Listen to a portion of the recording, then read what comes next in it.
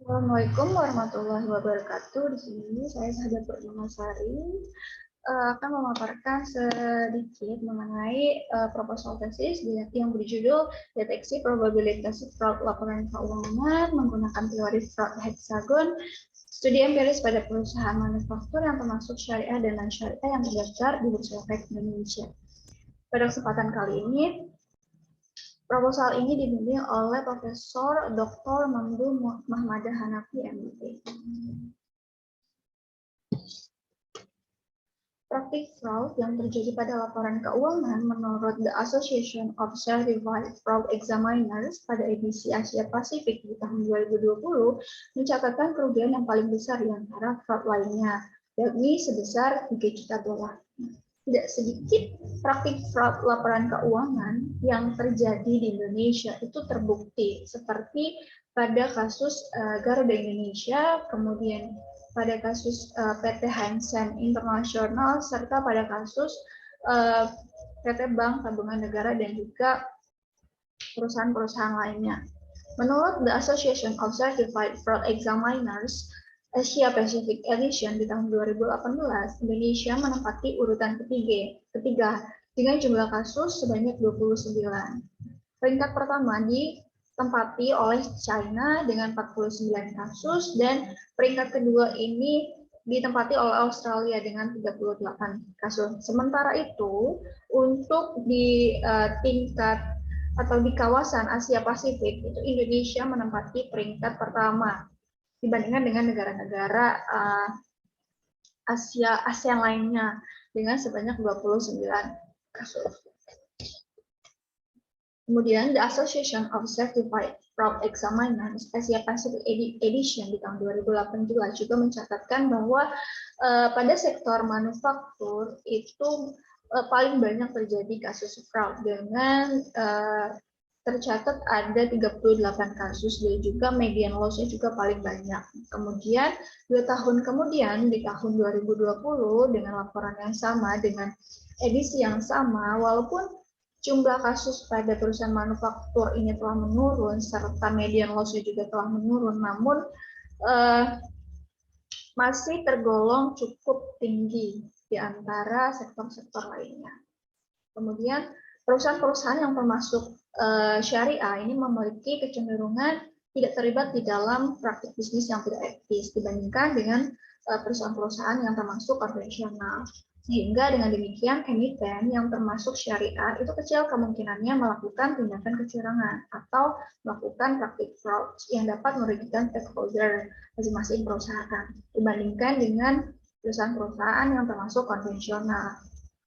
Pada pendeteksian fraud, penelitian ini menggunakan model heksagon yang merupakan perluasan dari 3 teori sebelumnya, yakni triangle, diamond, and then pentagon theory. Nah, teori ini menyatakan bahwa praktik fraud ini dipicu oleh adanya pressure, opportunity, rationalization, competence, arrogance, dan juga collusion. Oleh karena itu, rumusan masalahnya adalah yang pertama, apakah pressure ini bisa mendeteksi fraud laporan keuangan pada perusahaan manufaktur yang termasuk syariah dan non-syariah. Dan yang kedua, apakah opportunity bisa mendeteksi fraud laporan keuangan pada perusahaan manufaktur yang termasuk syariah dan non-syariah. Yang ketiga, apakah rationalization bisa mendeteksi fraud laporan keuangan pada perusahaan manufaktur yang termasuk syariah dan non-syariah. Yang keempat, apakah kompetensi bisa mendeteksi fraud laporan keuangan pada perusahaan manufaktur yang termasuk syariah dan non-syariah. Yang kelima, apakah arrogance bisa mendeteksi fraud laporan keuangan pada perusahaan manufaktur yang termasuk syariah dan non-syariah. Serta yang terakhir, apakah collusion itu bisa mendeteksi fraud laporan keuangan pada perusahaan manufaktur yang termasuk syariah dan non-syariah. Sehingga tujuan penelitiannya itu yang pertama adalah menganalisis pressure terhadap fraud laporan keuangan pada perusahaan manufaktur yang termasuk syariah dan non-syariah. Yang kedua yakni menganalisis opportunity terhadap fraud laporan keuangan pada perusahaan manufaktur termasuk syariah dan non-syariah. Yang ketiga, menganalisis rasionalisasi terhadap fraud laporan keuangan pada perusahaan manufaktur termasuk syariah dan non-syariah. Yang keempat, ini menganalisis kompetensi terhadap fraud laporan keuangan pada perusahaan manufaktur termasuk syariah dan non-syariah. Yang kelima, menganalisis arogansi terhadap fraud laporan keuangan pada perusahaan manufaktur termasuk syariah dan non-syariah. Dan yang terakhir, ini menganalisis collusion terhadap fraud laporan keuangan pada perusahaan yang termasuk syariah dan non-syariah.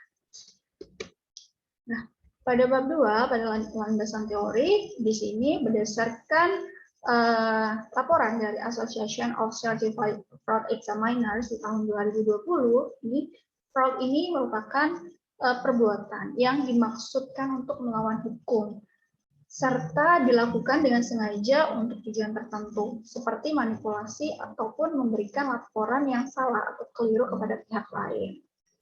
Nah, berdasarkan hasil survei dalam penelitian Association of Certified Fraud Examiners global menunjukkan bahwa setiap tahun rata-rata 5% pendapatan organisasi itu menjadi korban fraud atau korban penipuan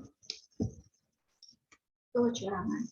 Teori fraud, seperti yang sudah dijelaskan sebelumnya, teori fraud adalah teori yang menjelaskan faktor-faktor yang dapat menjadi pemicu terjadinya fraud di perusahaan, khususnya di laporan keuangan. Teori ini telah mengalami evolusi selama beberapa dekade terakhir. Yang pertama itu teori yang mempropose tentang fraud itu adalah triangle theory, dikembangkan oleh Donald R. Tracy di tahun 53 dengan 3 faktor utama yang dapat memicu terjadinya fraud. Ini ada pressure, opportunity, dan juga rasionalisasi. Yang kedua, ini ada diamond theory yang dipropose oleh David T. Wolf dan juga Dana R. Hermanson di tahun 2004. Penulis tersebut menambahkan variabel baru yang dapat memicu terjadinya fraud, ini capability. Kemudian yang ketiga ini adalah Pentagon Theory, dikembangkan oleh Carl Howard di tahun 2011. Nah, Howard ini menambahkan 2 variabel baru yang disebut dengan kompetensi dan juga arrogance. Dan yang terakhir yang sedang saya gunakan ini adalah Hexagon Theory yang dikembangkan oleh Paulsinus tahun 2019. Penulis menambahkan 1 faktor atau variabel baru yang dapat memicu terjadinya fraud, yakni collusion.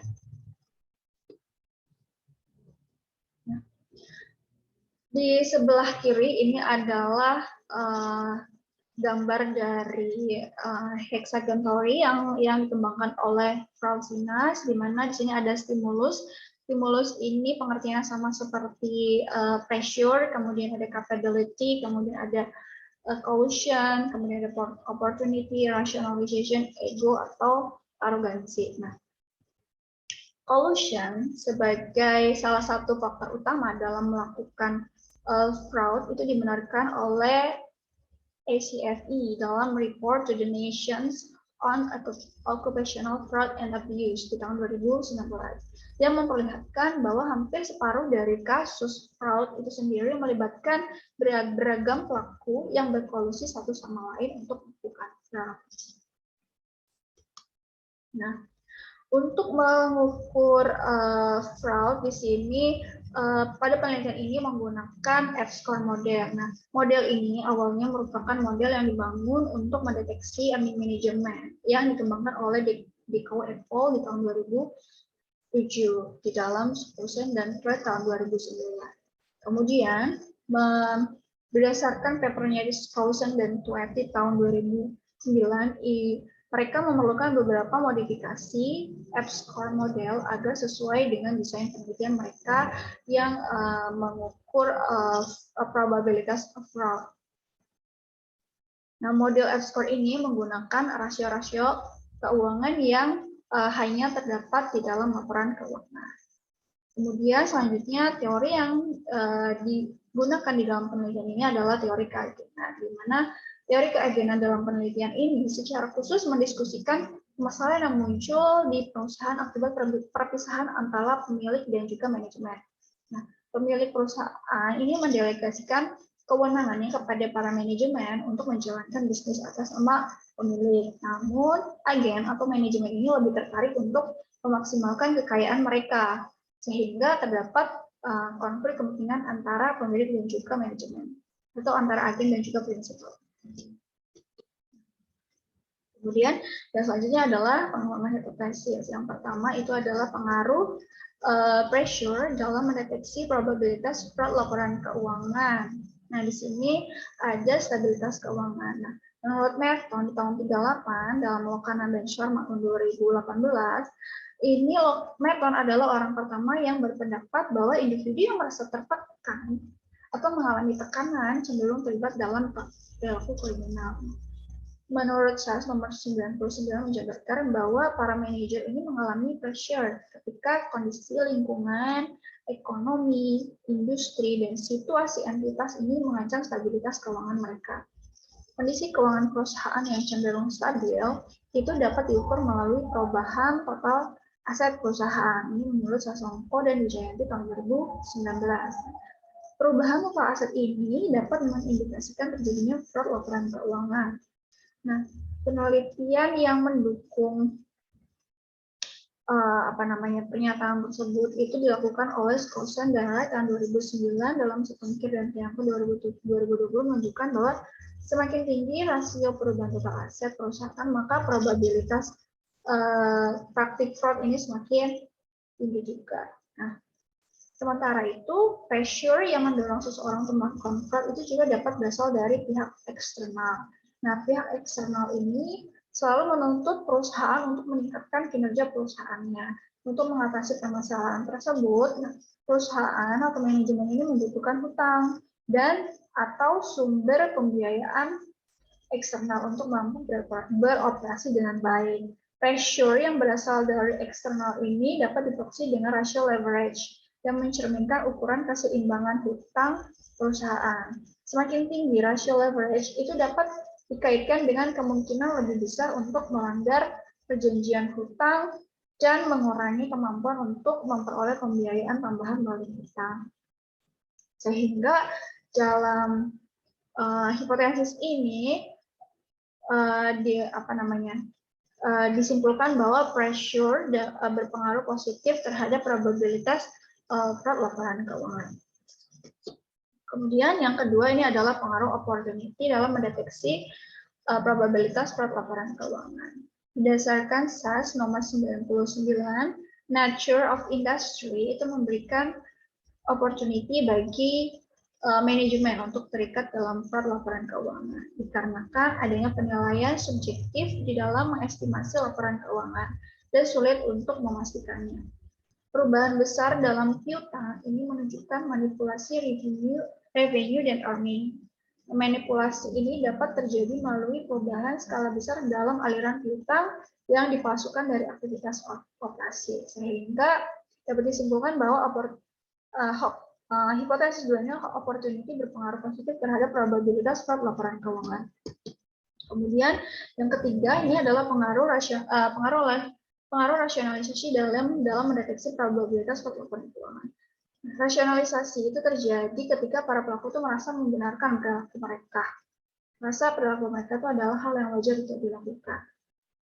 Subramanyam 2018 dalam Mahara di 2015, laporan keuangan yang dicatat menggunakan basis akrual itu dinilai lebih sesuai untuk mengukur kemampuan perusahaan dalam menghasilkan kas dan juga hal lain yang setara dengan kas di masa yang sekarang dan di masa yang akan datang. Dikarenakan pencatatan berdasarkan akrual itu mempertimbangkan time value of money, inflasi, dan lain sebagainya. Namun, sayangnya, penilaian berbasis akrual ini lebih bersifat subjektif, sehingga terlihat pada nilai akrual perusahaan.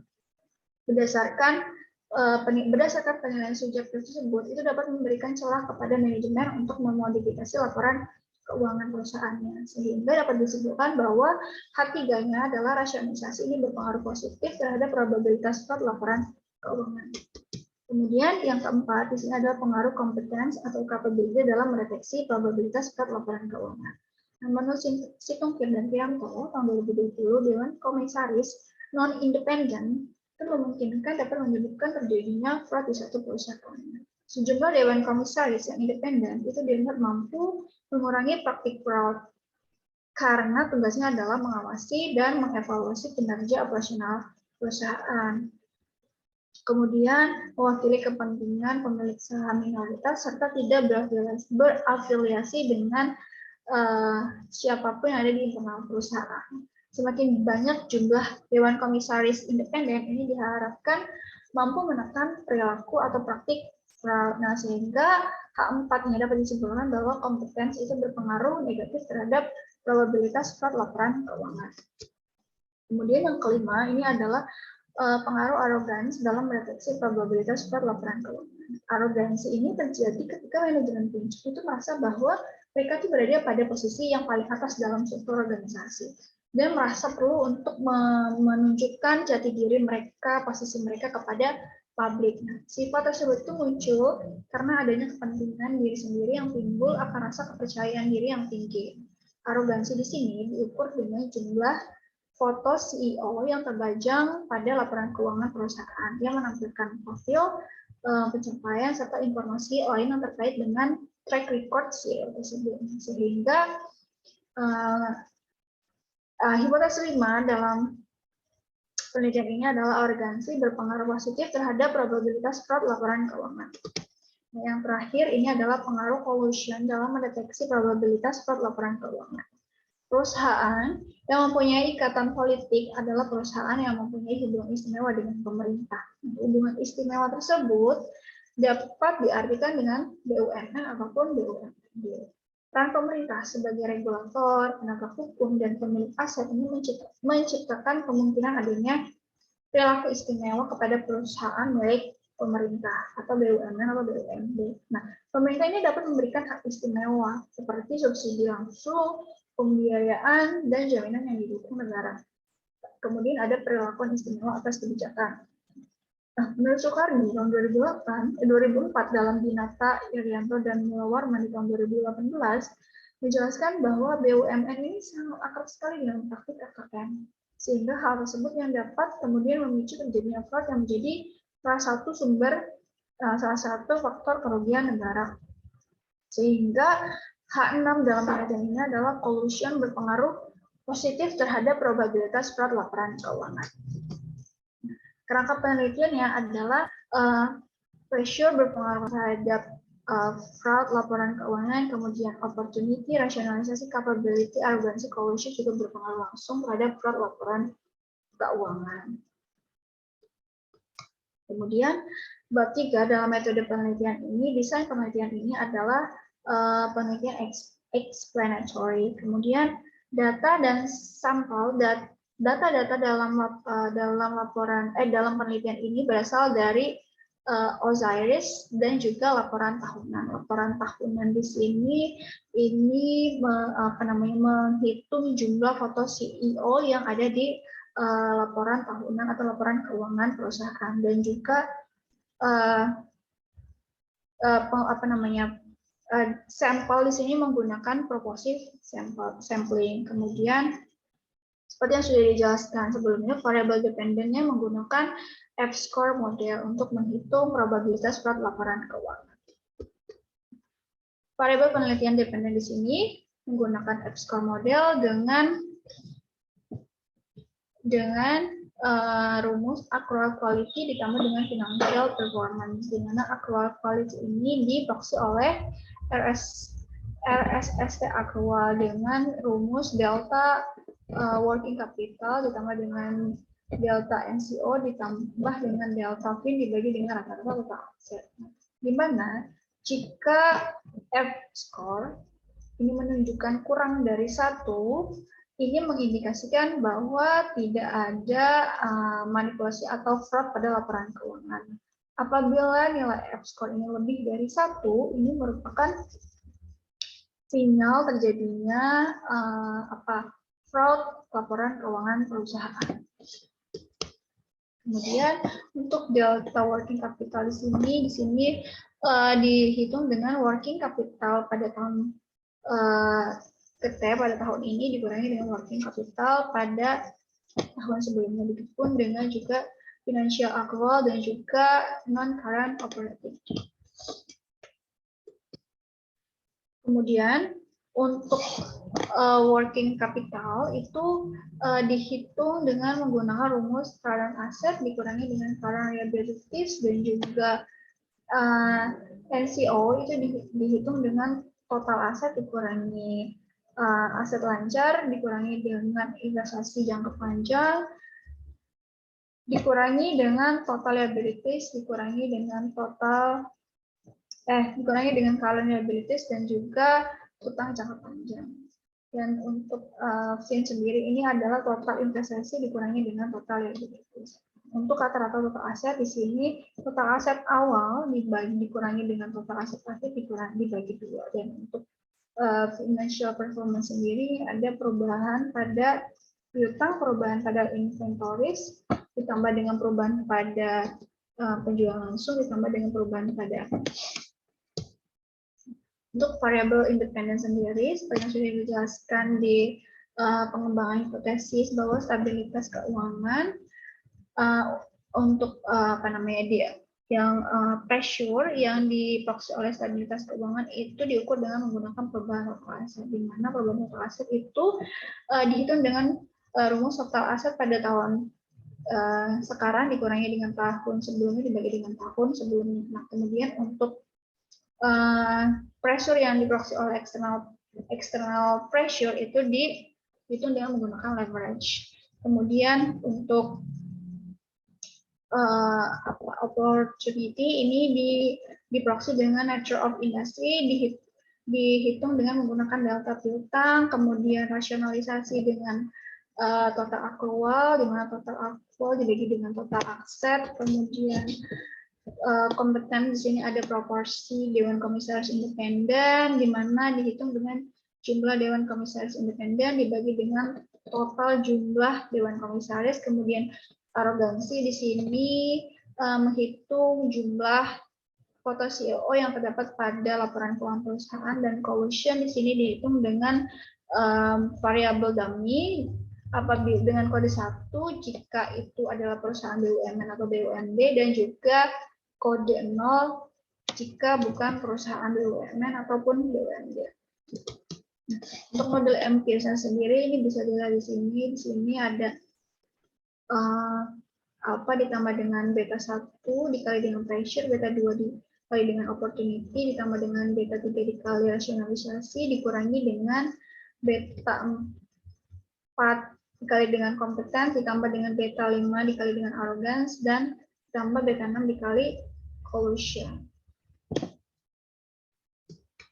Untuk teknik analisis datanya di sini menggunakan regresi logistik. Regresi logistik menurut Hare et al. Di tahun 2019 ini merupakan teknik statistik yang tepat apabila variabel dependennya itu berupa kategori yang berbentuk nominal atau non-metrik dengan dengan kategori hanya ada dua kategori, yakni 0 atau 1, dan variabel independennya dapat berbentuk metrik ataupun non-metrik. Ukuran sampel merupakan pertimbangan yang paling penting, mengingat regresi logistik ini menggunakan teknik estimasi maksimum likelihood atau MLA method, sehingga memerlukan ukuran sampel yang lebih besar daripada menggunakan OLS. Nah, alih-alih menggunakan OLS yang meminimalkan deviasi kuadrat, MLA ini tujuannya untuk memaksimalkan kemungkinan bahwa suatu peristiwa itu akan terjadi. Nah, dalam regresi logistik ini menggunakan analisis logik, dikarenakan analisis ini bertujuan untuk memprediksi variabel dependen dengan nilai probabilitas terbatas hanya pada rentang antara 0 dan 1. Nah, kemudian yang selanjutnya ada sensitivity dan specificity. Menurut Hare et al. Di tahun 2019, sensitivitas ini adalah kemampuan untuk memprediksi true positive rate atau nilai positif yang benar. Sementara itu spesifisitas adalah kemampuan untuk memprediksi true negative rate atau nilai negatif yang benar. Dan kemudian positive predictive value atau PPV dan negative predictive teori atau MPV, di mana PPV dan MPV ini merupakan presentasi keakuratan prediksi true positif dan true negatif, baik yang bernilai positif maupun bernilai negatif, sehingga memiliki nilai yang sesungguhnya dalam penerapan model regresi logistik untuk tujuan klasifikasi. Sekian presentasi singkat atau pemaparan singkat proposal penelitian saya. Kurang lebihnya saya mohon maaf. Wabillahi taufiq wal hidayah. Wassalamualaikum warahmatullahi wabarakatuh.